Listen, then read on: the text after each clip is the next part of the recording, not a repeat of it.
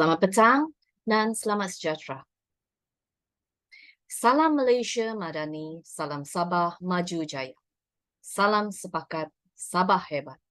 Salam Dare to Change dari PPD Kota Kinabalu kepada semua guru dan para pendidik yang bersama kami pada ketika ini. Saya, Cleo Ann Bujan Senseling dari SMK Sanzac akan menjadi moderator pada hari ini. Sesi rasmi akan bermula tepat pada jam 3 petang. Untuk mengisi ruang menunggu ini secara lebih bermakna, kita ada sesi perkongsian pendek mingguan daripada seorang individu yang amat bermakna dalam dunia pendidikan. Ramai pemimpin pendidikan di negara kita adalah hasil didikan beliau kerana beliau merupakan mantan pengarah IAB yang telah bersara pada Oktober 2019 dan mantan fellow penyelidik kanan School of Education, University of Nottingham. Atas kewibawaan beliau, sekarang beliau merupakan salah seorang daripada ahli dalam Majlis Penasihat Pendidikan Kebangsaan MPPK. Tanpa membuang masa, dipersilakan Datuk Dr. Mahendra Singh untuk sesi snippets Reflect On yang bertajuk Boss versus Leader. Dipersilakan, Datuk. Terima kasih. Tajuk saya pada petang ni ialah Boss versus Leader. Kita sentiasa bekerja di bawah satu sistem pentadbiran. Dan dalam satu sistem pentadbiran sudah pastinya kita mempunyai pemimpinnya. Maka kita selalu mungkin tertanya, adakah pemimpin kita itu pemimpin, leader, atau dia merupakan bos? So, saya nak mulakan dengan kata hikmah ini oleh Simon Sinek. If your actions inspire others to dream more, learn more, do more, and become more, you are a leader. Dan saya cukup percaya dalam kata hikmah ini kerana kita sebagai pemimpin kita nak memangkinkan pemikiran sebegini, kita nak staf yang bersama kita, rakan yang bersama kita dalam organisasi untuk dream. Dream di sini tidak bermaksud mimpi seperti mimpi yang kita mimpikan, tapi ini merupakan impian yang kita ada tentang organisasi kita, tentang hasrat kita, tentang matlamat yang hendak dicapai dalam organisasi atau matlamat diri sendiri. So we dream more. Untuk dream more kita terpanggil untuk learn more, nak belajar lagi. Tapi bila kita belajar lagi, kita sanggup nak buat lebih, do more. Untuk organisasi kita, untuk diri kita pun. Dan daripada situ sudah pastinya kita sentiasa idamkan bahawa we can become more. Become more ni saya nak sebut bahawa it's not only about leadership with title dengan jawatan, tapi juga kepimpinan tanpa jawatan. So apa bezanya di antara bos dengan leader? Bos ni dia mengarah staff. Kalau leader, dia memimpin staff dia dia melatih staff dia, coach staff dia. Kalau bos, dia bergantung kepada authority untuk nak menggerakkan jentera pentadbiran. Tapi bagi seorang pemimpin, dia akan gunakan pengaruh dia, goodwill dia. Kalau bagi seorang bos, dia mungkin akan sentiasa gunakan menakut-nakutkan orang di bawahnya. Saya boleh ambil tindakan ini, saya boleh ambil tindakan sebegini. Tetapi bagi seorang pemimpin, dia menggerakkan hasrat atau enthusiasm tu, nak ingin buat sendiri dalam kalangan anak buah dia. Kalau bos, dia sebut I. Kalau pemimpin, dia sebut we. Saya mengambil masa yang lama juga untuk membiasakan banyak daripada pendekatan-pendekatan yang disebut ini. Dan saya jangka banyak ia membawa satu perubahan bila kita gunakan istilah we. I think we can do it. Why not you? Why not we? Let's refer. Mari kita sama-sama cuba hubungi orang ni dan dapat sedikit pencerahan dan sebagainya. So it's very important. It's nothing about bila kita naik pangkat jadi pengarah ke, jadi pengetua ke, dan kita kata, oh, sekarang saya sudah berada di kerusi ini, saya mengarah. Itu adalah pendekatan tahun 60-an kot atau 70-an. Tapi sekarang ia berbeza. Ia merupakan satu revolusi emosional, revolusi emosi di mana kalau kita boleh connect emotionally dengan staff kita, artinya kita boleh menggerakkan organisasi kita. Kalau sesuatu yang berlaku tu tidak berlaku dengan sebaiknya, breakdown berlaku, kita jangan nyatakan kesilapan itu pada sesiapa yang lain. Always take the blame. Sebagai pemimpin, kita ambil kewajipan itu, tanggungjawab itu, dan kita cuba memastikan kita dapat membaiki keadaan. Saya bernasib baik kerana dapat bersama dengan beberapa pemimpin semasa menjalankan tugas. Dan seorang daripada pemimpin ini adalah Datuk Kamaruzaman. Ya. Dia TKSU di Kementerian Pendidikan. Bila kami merancang sesuatu, kalau ada satu kesilapan itu berlaku, saya masih ingat ayat dia kata, okay, let's forget about it. Now, what's the way forward? What's the way forward? Dia tidak akan cari, okay, siapa buat ni kesalahan, siapa. No, we do not waste time on that. That is for us to do if it is really needed. Tapi yang lebih penting, what is the way forward? Itu cara dia. Right? Dan banyak cara untuk mengurus mesyuarat saya belajar daripada beliau. Kerana pemikiran dia sangat sistematik. Dan cara dia berfikir, cara itulah dia akan mengolah pengurusan dan kepimpinan. Dia seorang bos tu knows how it is done, tapi seorang pemimpin boleh menunjukkan bagaimana nak buat. Ini sangat penting dan kita selalu terlupa. Kita senang mudah mengarah, cikgu buat ni, cikgu buat itu, cikgu buat sebegini. But we never get down, turun padang dan tunjuk.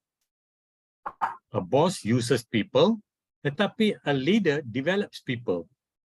Saya cukup suka kalau saya boleh develop people kerana saya tahu bahawa when mereka dapat menghasilkan sesuatu, kita rasa we feel proud, ya? Kita rasa megah tentang pencapaian staff kita. So don't command, jangan bagi arahan, kita ask, kadang-kadang kita bincang dan kita say bukan go and get it done, but let's go, mari kita buat bersama. So tuan-tuan dan puan-puan, walaupun segala yang saya sebut ni nampak macam perkara yang remeh-temeh, tetapi ingat, ia sentiasa berlaku dalam organisasi. Tapi kita cari jalan tengahnya di antara bos dan leader. Kita nak kata yang to boss around tu memang tak tepat. Tapi sometimes you need to be a boss, but more times, banyak kali anda perlu jadi pemimpin. So you want to be that leader. Right? Next slide please. Dan tambahan kepada apa yang saya sebut ni, saya rumuskan dengan ni, a leader guides you, the boss commands you. Arah ya. Kita bagi seorang bos, dia menentukan kejayaan berdasarkan impak di atas orang dalam organisasi dia. Kalau seorang bos, dia pilih authority. Saya sebut tadi juga, pemimpin pilih macam mana dia boleh pengaruh anak buah dia. Kalau boleh kita cuba elakkanlah dalam zaman sekarang ni, authority ni kita cuba elakkan. Kita hanya kalau terpanggil benar untuk gunakan authority baru kita gunakannya.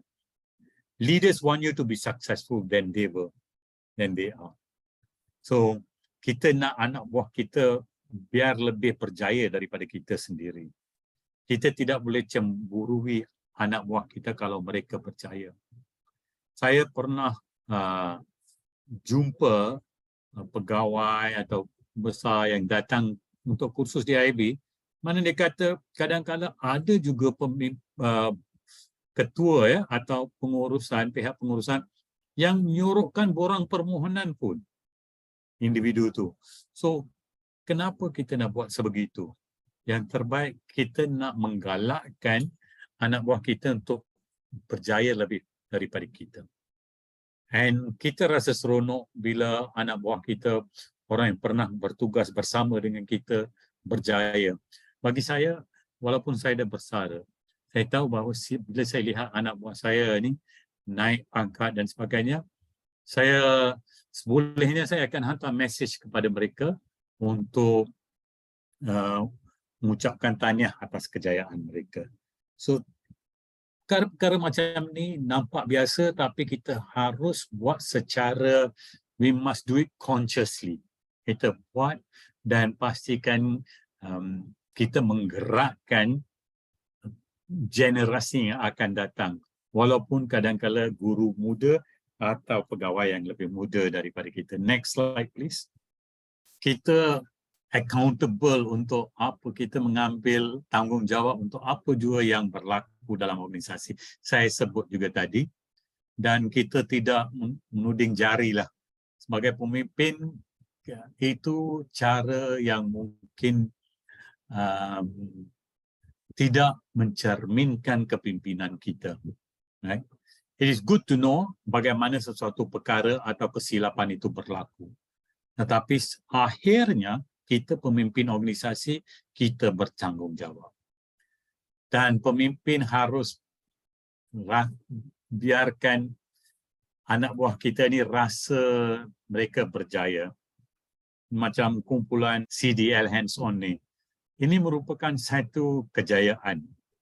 Mereka telah meneroka satu alam yang baru, cikgu bantu cikgu, dan kita harap perkara ini bukan saja merupakan satu pentas perkongsian ilmu, tapi ia merupakan satu pentas untuk membina teacher leadership dalam kalangan guru. So, ia membina keyakinan dalam kalangan guru dan juga dalam kalangan pegawai. So, kita tak mau create fear, kita tak mau orang takut.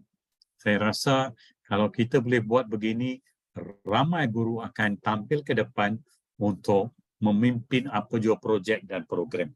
So tuan-tuan dan puan-puan, ini saja daripada saya untuk minggu ini. Kita masuk ke slide yang terakhir.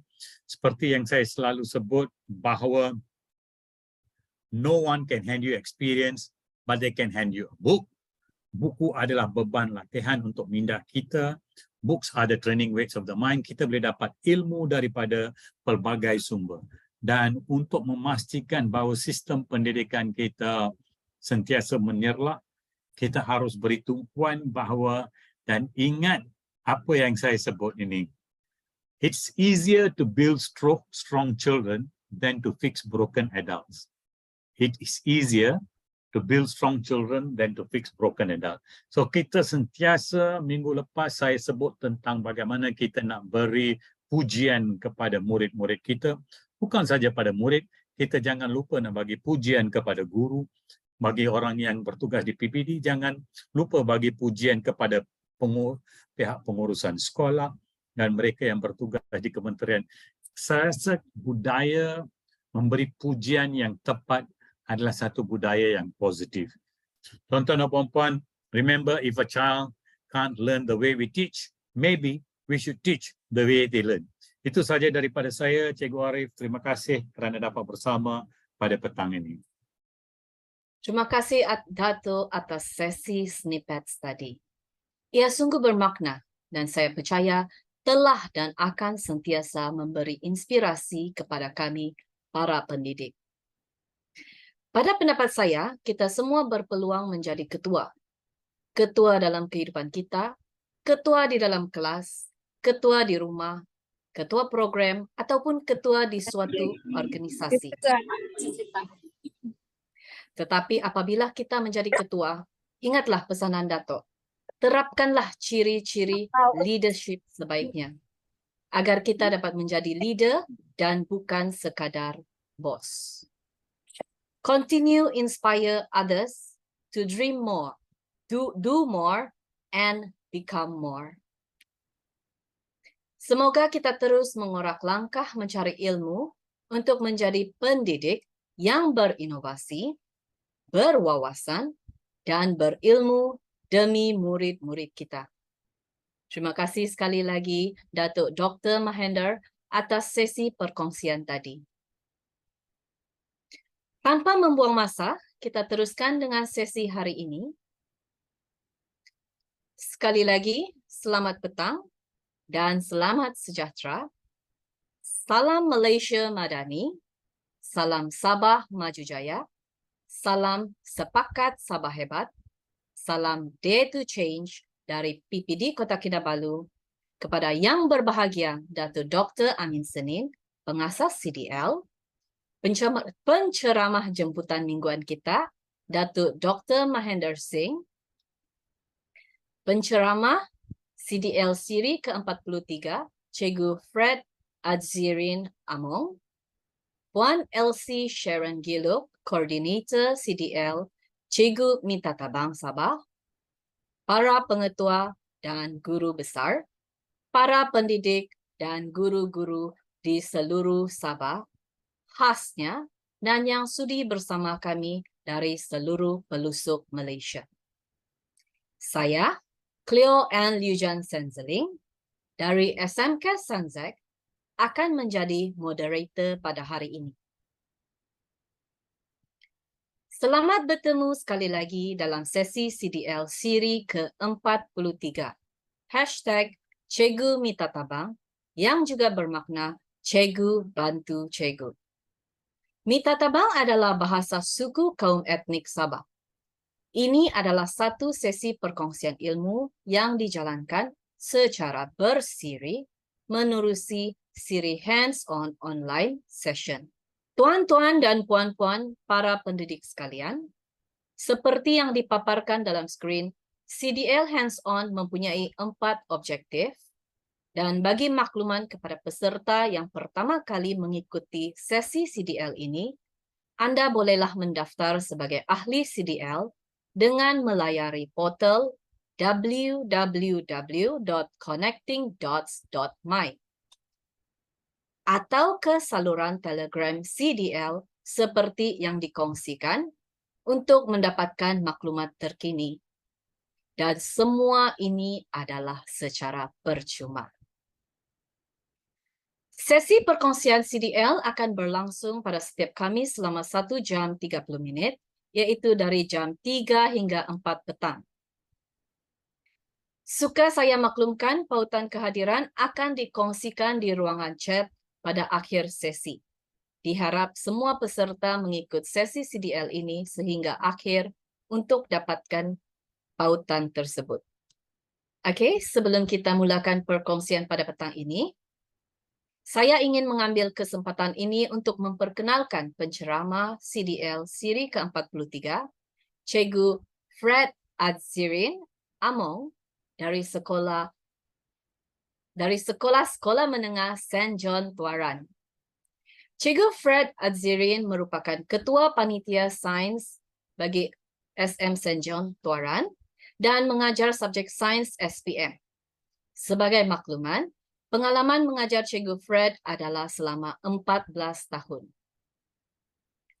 Cikgu Fred akan kongsikan inovasi Quiz Science Pro yang telah dibangunkan beliau pada Julai 2023. Inovasi ini telah mendapat anugerah emas Mini Kolokium Pendidikan STEM, Fiesta Peringkat Negeri, dan juga anugerah emas Kolokium Pendidikan Peringkat Kebangsaan pada bulan Ogos 2023.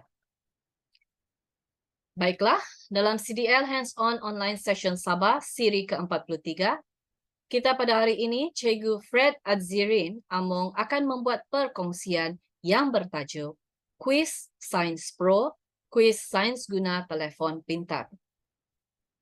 Sepanjang perkongsian ini, cikgu-cikgu boleh teruskan saja bertanya jika ada kemusykilan pada bila-bila masa dengan menaip persoalan Anda dalam ruangan chat. Saya akan membacakan soalan Anda bila ada peluang dan ruang. Dipersilakan Cikgu Fred untuk memberikan perkongsian. Silakan, Cikgu. Oke, terima kasih Puan Moderator Cikgu Cleo. Oke, selamat petang kepada Datuk Dr. Mahendra Singh, seorang tokoh pendidikan sebenarnya, seorang pemimpin. Oke, dan juga Cikgu Elsie yang telah memberikan saya peluang untuk membentang di dalam sesi CDL pada hari ini. Begitu juga dengan rakan-rakan guru dan juga rakan-rakan daripada CDL sekali. Jadi nama saya Cikgu Fred. Saya mengajar di SM Saint John Tuaran. Dan apa yang akan saya kongsikan hari ini di dalam slide ini adalah Quiz Science Pro, Quiz Science guna smartphone. Ini adalah inovasi yang baru sahaja siap pada Julai lepas, tapi diambil masa lebih kurang 4 tahun untuk dibangunkan. Yang nomor bawah itu adalah dia punya nomor apa nama dia ini? Apa nama dia ini? Copyright. Itu nomor copyright ya. Oke. Jadi untuk sesi CDL kali ini, first saya akan buat sedikit. Saya dengan rendah hati akan berkongsikan inovasi ini, di mana dia mungkin bagi kepada 3 parts. Satu slide ini pun tidak lama juga. Kemudian lepas itu activity hands-on, dan selepas itu mungkin Q&A session. Oke, kita mengetahui ramai murid kita memiliki smartphone, tetapi tidak memiliki komputer. Oke, ini disokong oleh beberapa data berikut, contohnya daripada MCMC, kita mendapati bahwa lebih kurang 91.5% memiliki smartphone pada 2021, dan seterusnya data daripada Jabatan Perangkaan. Kita melihat di sini bahwa pengguna smartphone sebenarnya melebihi pengguna komputer sebanyak lebih kurang 20%, ataupun 21%. Untuk murid-murid kita, yaitu golongan yang berada di bawah 20 years old, adalah mencecah hampir 90% data pada 2021. Oke. Jadi ramai kita punya guru mula memanfaatkan situasi ini. Kita gunakan medium digital, terutamanya WhatsApp, untuk membantu murid-murid kita di dalam pembelajaran, di mana kita kongsikan soalan-soalan sama ada PDF, Words, Google Form, quizzes, live worksheet, word wall, dan sebagainya pada murid-murid kita, dengan harapan orang akan jawab di dalam grup. Tapi saya ada nampak satu isu di sini, di mana kebanyakan soalan yang kita share ini sebenarnya adalah asalnya bersaiz A4. Bila asalnya bersaiz A4, itu juga yang kita share kepada murid-murid, di mana gadget utama mereka ini sebenarnya smartphone. Jadi bila dia masuk pergi smartphone murid, dia tidak sesuai dengan screen smartphone murid. Soalan size A4, dokumen size A4 tidak sesuai dengan size screen smartphone, yaitu gadget utama yang dimiliki murid. Jadi, apa yang kita dapati adalah murid-murid perlu zoom in, zoom out, scroll ke kanan, scroll ke kiri, hanya untuk memahami kehendak soalan. Kalau mungkin satu soalan tidak masalah, tapi kalau dia sampai 40 sehingga 50 soalan, ini merupakan satu halangan kepada proses pembelajaran murid. Oleh itu, saya telah bangunkan kuis ini semenjak 4 tahun lepas, dan baru sahaja siap Julai ini, baru saja. Quiz Science Pro adalah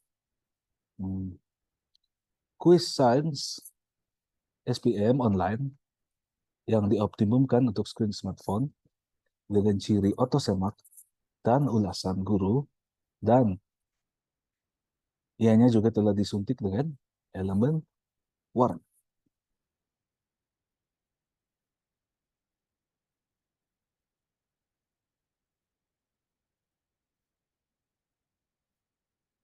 Di dalam Quiz Science Pro, dia ada sebanyak 42 set soalan. Oke, di mana dia terdiri daripada topical tingkatan 4, topical tingkatan 5, summative tingkatan 4, dan trial Science SPM. Dalam kuis ini ada 1.670 soalan. Oke, semuanya soalan baru lah yang dibuat.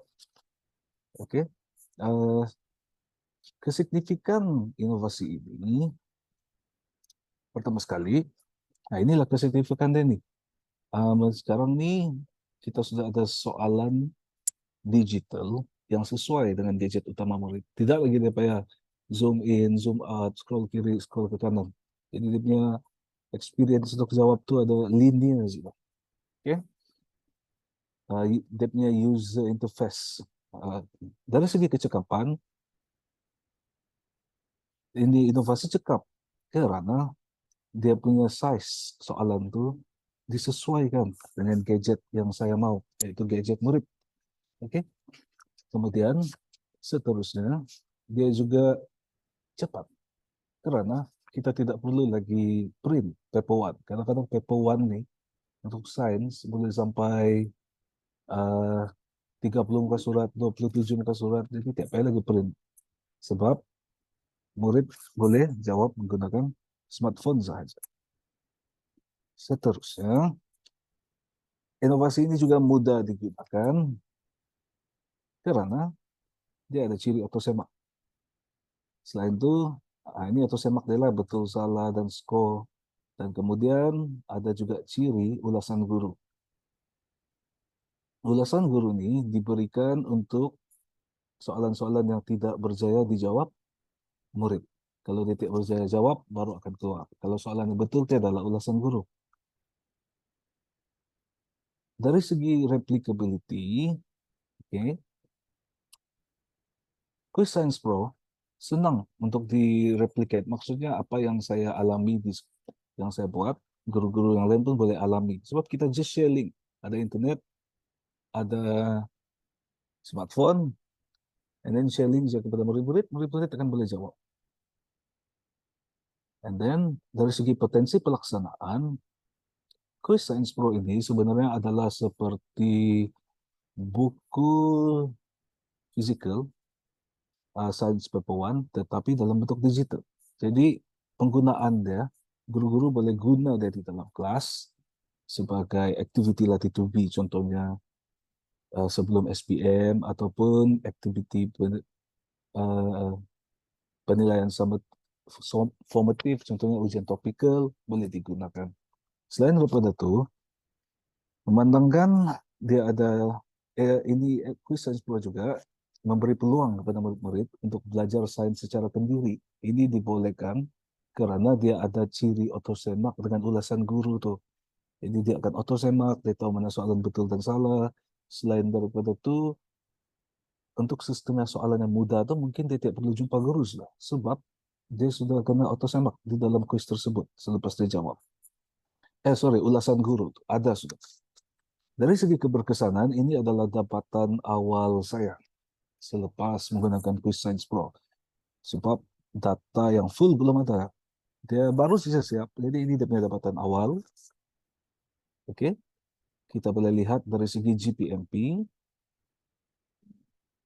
Yang biru adalah murid-murid yang tidak menggunakan Quiz Science Pro. Yang hijau adalah yang tidak menggunakan Quiz Science Pro.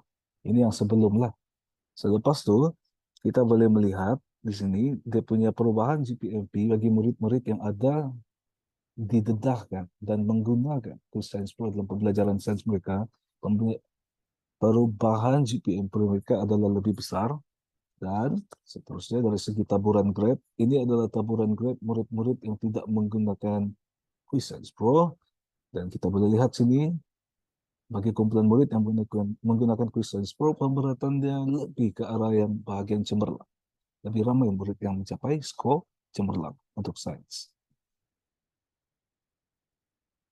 Oke, dari segi potensi komersial, Quiz Science Pro ini, dia sebenarnya adalah kuis digital. Dia tidak perlu dicetak, dia boleh diakses dengan hanya menggunakan smartphone, dan dia boleh dilanggan Ya, dilanggan dengan hanya menggunakan Gmail ataupun Google account. Tetapi khas untuk guru-guru sains negeri Sabah dan juga peserta CDL Sabah Siri ke-43, saya akan berikan akses percuma bagi Quiz Science Pro sehingga peperiksaan SPM 2023 tamat.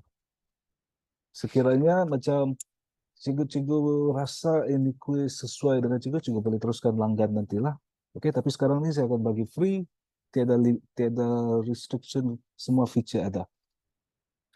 Oke, jadi dengan terciptanya Quiz Science Pro ini, murid kini berpeluang untuk menjawab Quiz Science SPM yang disesuaikan dengan gadget utama dimiliki mereka, yaitu screen smartphone, dan pembelajaran sains tidak lagi terbatas hanya kepada buku fisikal, komputer, maupun di dalam kelas saja. Oke, jadi selesai saya punya perkongsian. Jadi sekarang kita pergi kepada activity hands-on. Jadi seperti yang saya bagi tahu tadi, saya akan bagi akses percuma. Untuk akses kuis ini, dua perkara utama yang diperlukan adalah smartphone dan juga internet. Kalau tidak internet, tidak boleh akses kepada kuis. Dan ketiga nih, tidak juga wajib, app Google Sheets tidak juga wajib, sebab kita boleh buka ini link di dalam kita punya browser. Cuma sekiranya nanti kalau cikgu-cikgu tekan tu link kan yang saya bagi, kalau dia keluar macam ni, no connection, retry dia bilang, tidak pandai keluar dia punya apa nama dia tu, dia punya paparan utama, maka maksudnya perlu install itu app Google Sheets. Jadi app Google Sheets ni kalau belum ada dalam phone, boleh download daripada Play Store, App Store ataupun Huawei App Gallery. Saya tidak pasti Huawei App Gallery ada ke tidak. Oke, tapi boleh cari daripada Play Store atau App Store. Oke, jadi link paparan utama kuis hanya boleh diakses dengan menggunakan Gmail address ataupun Google account yang didaftarkan dengan kami. Oleh itu, jadi sekarang ini sebelum kita pergi kepada activity hands-on, saya minta rakan guru boleh yang berminat dengan inovasi ini boleh scan dan isi, dan saya akan bagi dia punya akses. Oke, saya sudah dapat ada banyak sudah juga nih. Jadi saya akan mula key in ini data masuk, kasih register itu Google account dulu. Jadi sementara tu mohon tunggu sekejap sementara saya register, lepas itu kita akan pergi activity hands on pula. Oke, saya sudah share kepada rakan-rakan guru yang telah masuk dalam tu Google Form. Yang terlambat sikit yang isi, saya akan share selepas selesai CDL lah. Nanti dia akan masuk dalam email je tu. Jadi sekarang ni, untuk guru-guru yang telah register tadi, sekarang ni kita boleh buka di dalam Gmail kita. Dia ada satu link, dia akan datang satu email. Di dalam tu ada link untuk ini Quiz Science Pro. Tapi dia mesti email yang telah diregister dengan kami tadi. Kalau email lain dia tidak itu. Oke. Kemudian seterusnya, kalau tidak ada Gmail pun boleh juga akses melalui app Google Drive. Dia di dalam tab Share. Yang bagian bawah, Share, tekan, ada tuh Quiz Science Pro, itu di sana. Jadi kita tunggu lebih kurang seminit supaya rakan-rakan guru boleh tekan dia, boleh buka dia guna browser sih. Oke, jadi ini adalah paparan utama Quiz Science Pro di dalam apa nama dia ini kalau dalam laptop saya. Tapi saya tidak desain ini untuk laptop. Saya desain dia untuk phone. Itulah kita nampak di kecil saya sana tuh. Oke, jadi saya terangkan dulu lah. Di sini ada beberapa dia bilang tips. Ini tips ya lah. Cara jawab, skor dan ulasan guru dan sebagainya. Itu boleh tekan dia ada macam manual lah. Sekarang nih untuk kuis topikal nih kan, kita contohnya dia ada topikal tingkatan 4, topikal tingkatan 5, summative tingkatan 4, dan juga percobaan SPM. Setiap nomor ini mewakili bab yang berasingan.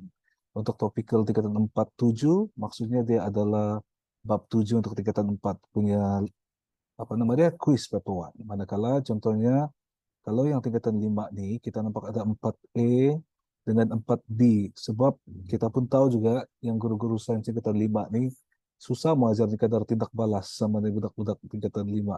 Jadi dia ada bagi dua lah supaya lebih senang untuk murid jawab ya. Kemudian untuk summative tingkatan 4 dia ada 9 sets. Each one is different sets. Dalam setiap satu ini ada about 40 questions yang standard lah. Sama juga dengan percobaan SPM.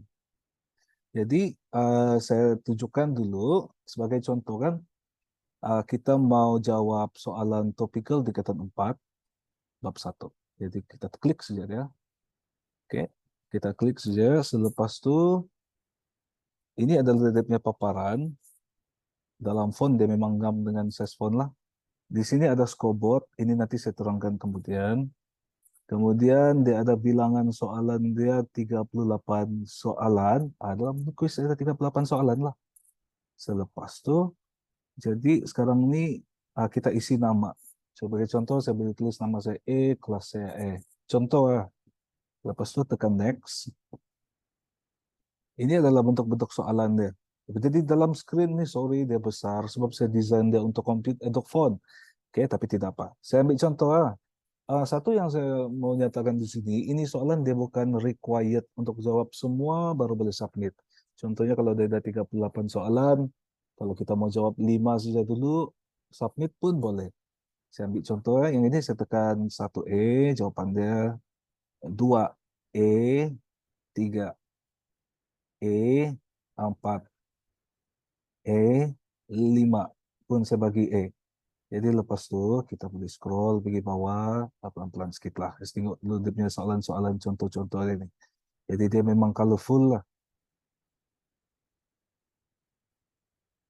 Oke, laju sikit lah. Lambat pelan nanti. Nanti kita boleh tengok juga. Oke, saya pergi kepada paling bawah untuk submit.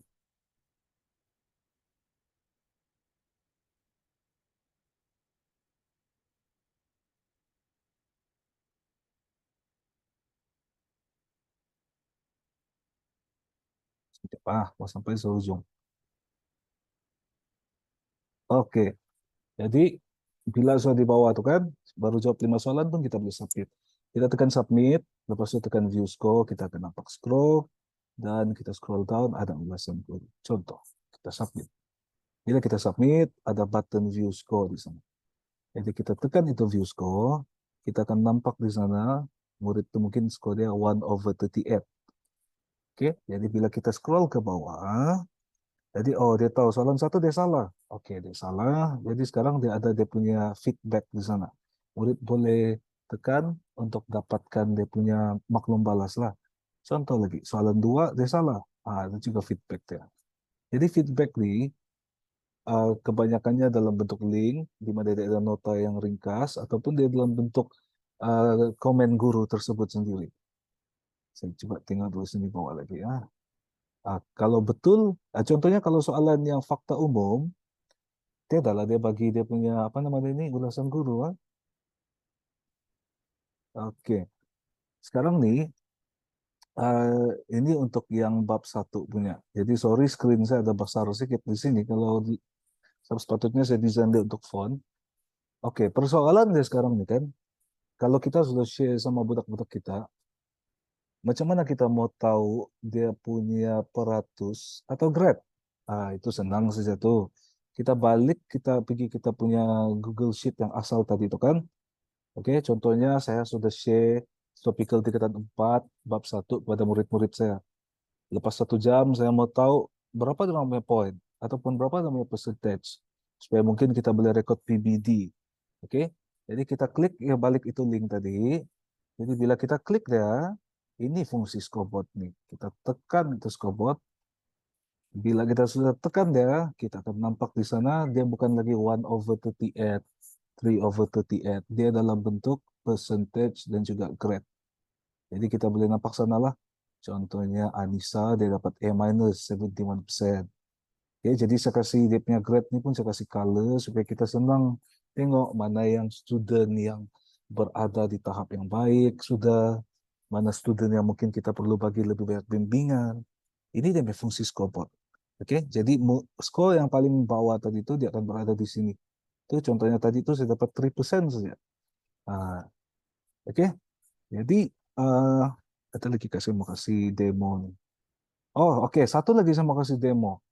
Macam mana kita mau share ini apa namanya ini kuis sama budak-budak?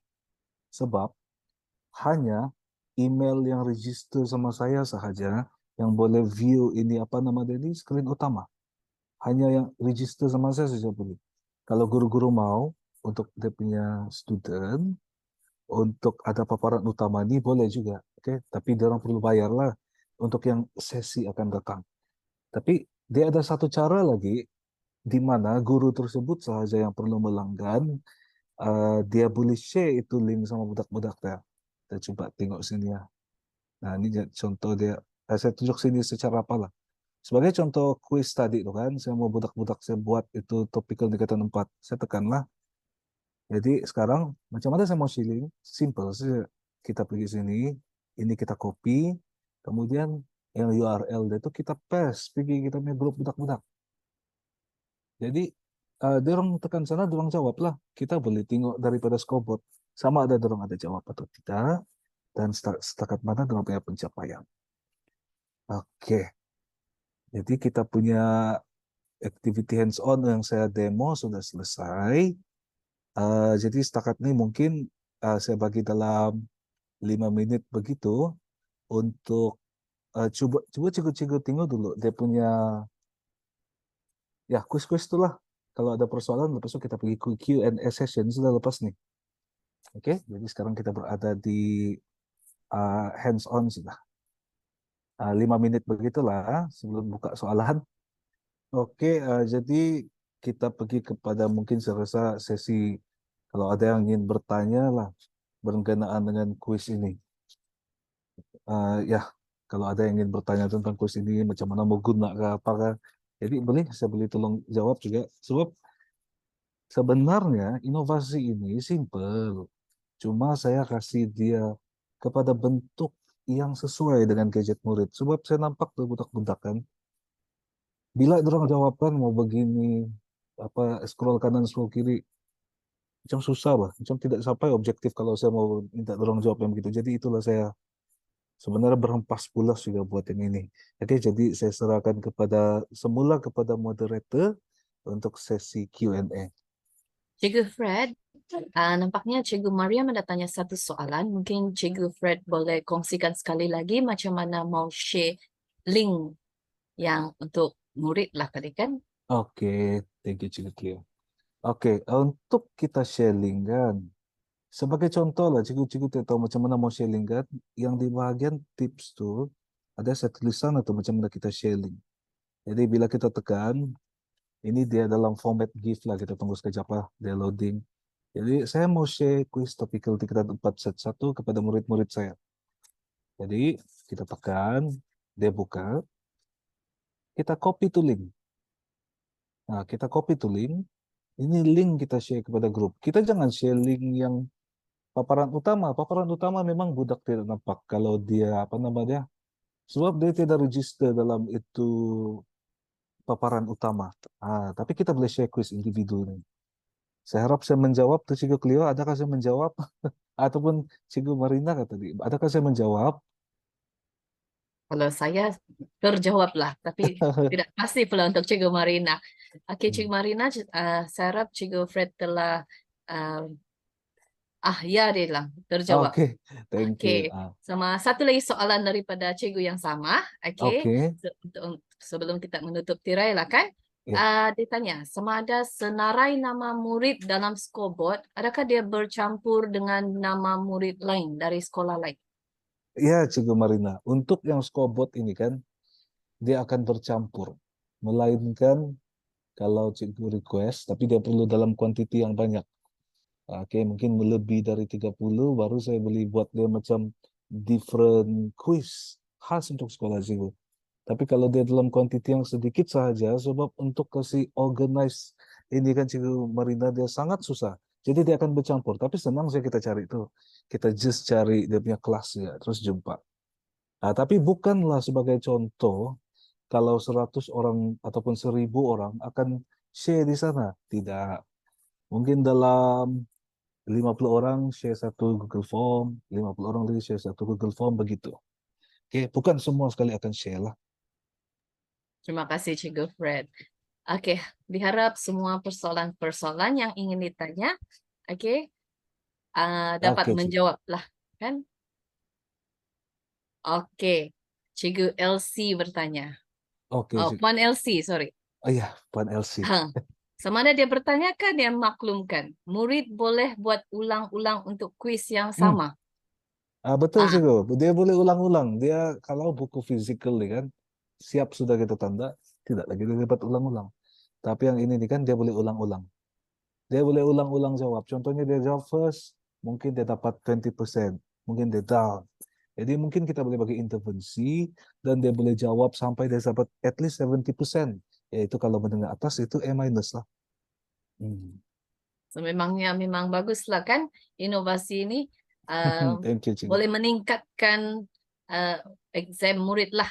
Oke, Iya. diharap Ah, perkongsian ini uh, terjawab semua soalan-soalan guru-guru. Oke, Cikgu. ada soalan lagi? Boleh Iya. type di dalam chat Boleh room tanya atau soalan. terus bertanya. Saya tidak masalah, boleh jawab, boleh sharing-sharing. Ya, guru-guru boleh terus bertanya, unmute. Mungkin kita boleh ambil beberapa soalan lagi, menangkan kita ada masa. Thank you juga Elsie. Hmm. Tapi sebenarnya kalau mau tanya saya pun, tuh ada yang di screen tuh kan, ada website dan kontak. Ada tuh, boleh saya cari saya di sana. Ada dia punya kontak number di sana semua. Boleh. Ada apa-apa soalan pun boleh tanya aja saya sana. Oke, rasanya semua sedang menjawab soalan ke tuh? Berulang-ulang kali jawab. Saya pun sebenarnya sedang mencuba. Boleh Pak Cikgu. Ya, itulah tujuan. Ini mungkin yang lain tuh pun tengah mencuba juga tuh. Kan? Kebanyakan soalan dia nih kan, rekan-rekan guru, dia punya soalan nih aras tinggi nih ya. Jadi sebab kan apa yang saya perasan dalam SPM lepas kan, soalan dia gila-gila juga lah, boleh tahan juga. Jadi soalan-soalan yang saya bagi ini di aras tinggi. Mungkin dia ada lain sedikit, dia punya tema berbanding sama yang KBSN. KBSN mungkin dia banyak kebar. Yang ini soalan yang saya buat ini dia banyak sedikit kebat dia lah. Tik nih, jadi cikgu-cikgu beri peluang lah untuk bertanya dengan cikgu Fred. Berapa ribu sudah soalan dalam nih cikgu Fred? 1.670 soalan dan bakal bertambah. Nah, Hmm. dia akan bertambah dari semasa ke semasa lah maksudnya nih kan. Iya, dia akan bertambah dari masa ke semasa. Cikgu Fred dalam nih ada dia punya construct kan, macam ada pengetahuan kah dia, aras pemahaman kah? Oh, tidak cikgu. Saya tidak buat yang itu. Wah, mana tahu Maksud cikgu cikgu. satu Nah, soalan atas dia menganalisis. ada. Tidak, setakat ini belum ada lah cikgu. Ya, sebab mungkin boleh juga cikgu-cikgu guna ini sebagai salah satu alat untuk pentaksiran PBD kan cikgu? Ya, mungkin saya boleh coba nanti untuk tambah dia kemudian. Ya, ya, Tapi setakat ini tidak ada. Jadi ya. soalan cikgu Hafiza, subjek lain ada juga ke. Oke. Sorry cikgu Hafiza, yang ini pun kan untuk sains SPM. Saya ambil masa 4 tahun untuk buat, jadi setakat ini tiada, tapi mungkin rekan-rekan guru yang lain boleh buat yang inilah. Ah, ada idea dia boleh coba buat untuk subjek lain pula. Hmm. Mungkin akan datang Cikgu Fred boleh kongsikan bagaimana membina lah kali kan? Saya boleh bagi sedikit hint, bukan juga sedikit hint, actually dia sangat simple bani cara untuk buat. Masalah kita bilang kita buat Google Form nih kan, selalu kalau soalan asal itu size A4 itu juga lah yang kita kasih screenshot dan masuk dalam Google Form. Jadi sekarang nih, jadi kita perlu mula dari awal. Contohnya kita buat soalan, kita kalau contohnya ada soalan asal size A4 kan, kita punya words kah ataupun yang guna Apple tuh yang pages tuh kan, kita bahagi dia dua. Jadi satu kita buat soalan sini, satu kita buat soalan sini. Ini soalan satu, ini soalan dua. Jadi lepas itu yang sini soalan satu itu yang kita kasih jadi soalan satu. Jadi secara tidak langsung dia sudah jadi size yang sesuai dengan font murid. Nah, Itu logik di sebaliknya. Dia simple, tapi dia perlu masa yang lama, sebab kita perlu kasih masuk dia punya connection di dalam tuh Google Form. Tapi tidak mustahil, cikgu-cikgu. Cikgu-cikgu mungkin ada cadangan-cadangan, boleh kongsikan kepada Cikgu Fred juga. Kan Cikgu Fred? Boleh, boleh, tidak masalah. Manakala tiada soalan, kita tunggu cadangan lah. Oke. Saya rasa line-line cikgu ini juga tidak berapa baik sebab sekejap masuk, sekejap terkeluar. Mungkin line dia ni kan, line itu juga ada tidak mungkin tidak smooth di tempat-tempat tertentu. Oke, soalan Cikgu Sofia, ada valid masa kah soalan tuh? Saya tidak kurang paham soal Cikgu Sofia, tapi kalau maksud Cikgu Sofia nih kan, dia ada time limit, dia tidak time limit. Dia tidak time limit. Ataupun mungkin Cikgu Sofia punya persoalan nih bila dia punya langganan akses nih tamat. Akses nih yang telah saya bagi sama rekan-rekan guru, dia akan tamat pada selepas SPM habis. Dan rekan-rekan guru yang baru masuk ataupun sudah baru register, bagi saya masa nanti yang dalam Gmail itu nanti saya akan register supaya ada akses kepada kuis ini. Soalan dia Cikgu Fred lagi, mungkin ada juga cikgu-cikgu yang ajar sains tingkatan 5 ni yang tidak sempat masuk atas kekangan masa. Jadi hari tadi ini kita dapat, bolehkah cikgu-cikgu yang datang nih join, maksud saya tidak datang join melalui link yang dikongsi oleh rakan dia. Oh, tidak Tadi boleh. Tidak tidak boleh. tepat. Dia mesti register itu Gmail. Jadi jangan risau. Nih ada tuh yang website dan kontak. Boleh kontak saya secara personal di sana, saya boleh kasih masuk. Oke. Tidak So, masalah. Jadi cikgu yang mau masuk nanti yang tidak ada hari ini kena kontak melalui website yang ada diberi oleh Cikgu Ya, Fred. yang QR code ini. So, saya rasa manakala tiada soalan, dan kalau ada soalan, kita boleh terus hubungi Cikgu Fred sendiri melalui website atau link yang telah diberikan, atau dengan QR code lah. Kan Cikgu Fred? Boleh, tidak masalah. Oke. So, di sini saya ambil balik. Oke, demikianlah perkongsian Cikgu Fred Adzirin Among yang sangat bermanfaat kepada kita semua. Sememangnya bermanfaat lah kan? Okey, kita mengucapkan ribuan terima kasih kepada Cikgu Fred Adzirin atas sesi hands-on yang sungguh bermakna tadi. Mohon semua guru mengisi maklum balas dan kehadiran melalui link yang dikongsikan dalam ruang chat. Tuan-tuan dan puan-puan, kita akan adakan siri ini pada setiap hari Khamis dari jam 2.50 hingga 4.30 petang.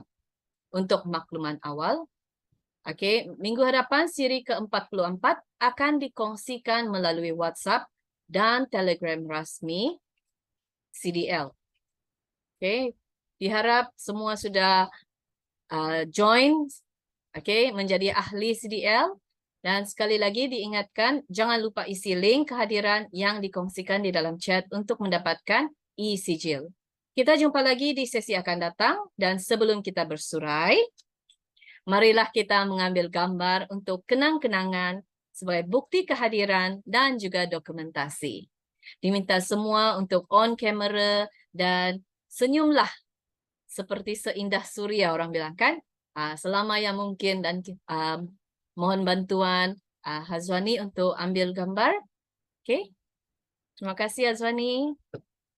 Saya start ambil dulu first page. Semua senyum. 1, 2, 3. Sekali lagi, 1, 2, 3. Freestyle. 1, 2, 3. Page seterusnya. Page keempat. Semua sudah. Terima kasih cikgu-cikgu semua. Terima kasih cikgu-cikgu. Selamat berehat semua dan jumpa lagi minggu hadapan. Bye. Terima Thank you, kasih CDL Cikgu Fred. Oke, thank you, Thank you Cikgu Cikgu. Thank you, Fred. Cikgu Cleo. Thank you Puan Elsie. Sama-sama.